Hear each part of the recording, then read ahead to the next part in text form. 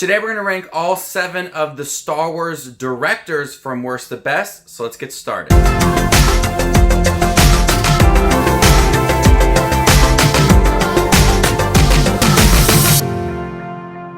Hey everybody, my name is Justin. I love to watch movies. I also love Star Wars. If you guys do too, you guys are in the right spot. Make sure to hit the subscribe button down below and click that bell notification for more up and coming videos. Happy May the 4th, everybody. Star Wars Day. I wanted to do this video when Rise of Skywalker was released, but I didn't get around to doing it, and I wanted to do something special for Star Wars Day. So today we're going to rank all 7 of the Star Wars directors.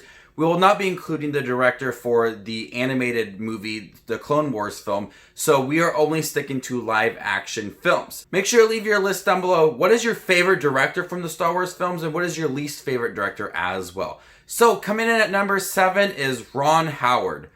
Ron Howard is a really good director. He has shown throughout the years that he is capable of directing a good film.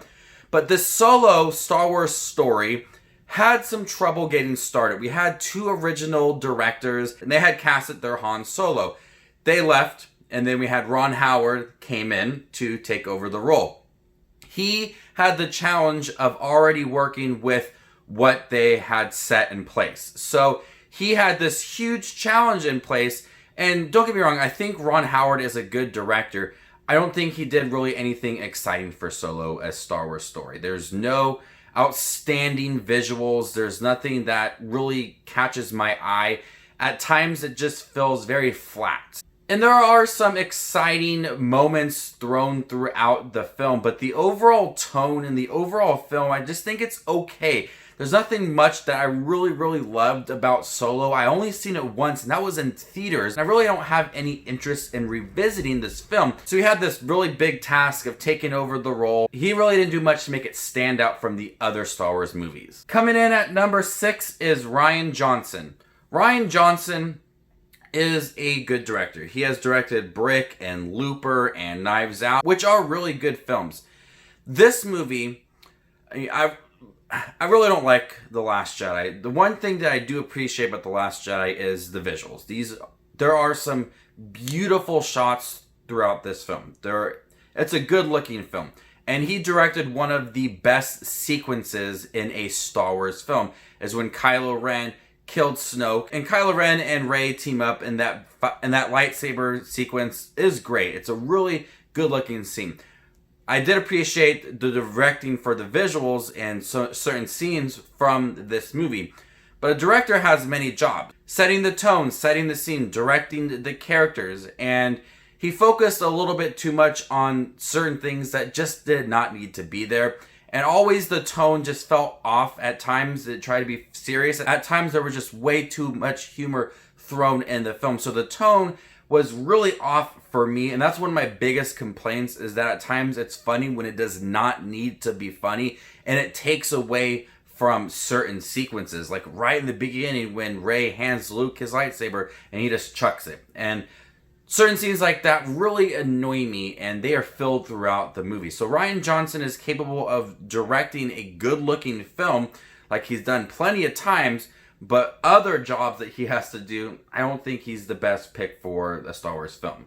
Coming in at number 5 is Richard Marquand. He directed Return of the Jedi, and he did a good job of wrapping up the story. Having a really climactic scene at the end with Palpatine and Luke and Darth Vader. That scene at the end is very emotional, so he handled those sequences very well. He did throw in the Ewoks, which I really don't mind too much. You know, they're cute and cuddly, but did they really need to be there? I don't know. He handled some of the action scenes very well and did give us a good conclusion with some really good visuals at the end with the celebration. Overall, it was a really good directing for the last film in the original trilogy, and it was more fun and adventurous compared to The Empire Strikes Back. Coming in at number 4 is George Lucas. On one hand, George Lucas gave us A New Hope and started Star Wars. On the other hand, he gave us 2 bad films and 1 decent film, the prequel trilogy. He has directed 4 Star Wars films. The first one, A New Hope, is just really good. It's a really good movie. It sets the tone and the setting for Star Wars. He did a great job with that. Good film. Phantom Menace and Attack of the Clones, those are where my issues lie with George Lucas. He did direct Revenge of the Sith, which I think is a decent Star Wars movie. There are some good there's some good lightsaber battles in there. We have the emotional moments between Anakin and Obi-Wan towards the end of the film. But those two films in there, those are really bad. They are goofy. They are ridiculous. They just don't make any sense. They don't really develop the character of Anakin very well.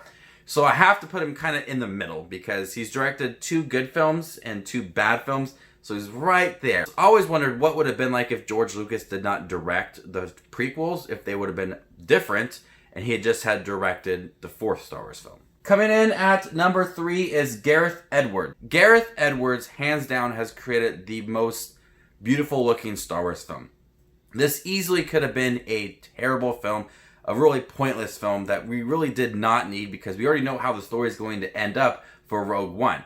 But he ended up creating a really gritty, dark Star Wars film with an outstanding, beautiful sequence at the end with Darth Vader. That is just so awesome to look at. The visuals throughout Rogue One are amazing. It's not my favorite Star Wars film, but it is directed very well. The tone is always set, and it never tries to be anything different than what it is. It's got some really good action scenes. The score is beautiful thrown throughout. He's able to place it in the right sequences. He knows his characters. They're not developed throughout the film, but he's able to make it work. So there's a lot of things that I was working with Rogue One, and I actually want to go watch it now, how much I'm talking about it. It's a beautiful looking film that is able to tell its story in an intriguing way, even though we already know what's going to happen. Coming in at number 2 is J.J. Abrams. Now, I do think Rise of Skywalker is okay at best, but Force Awakens brought us back to Star Wars, and he made it look like a Star Wars film. Phantom Menace, Attack of the Clones, Revenge of the Sith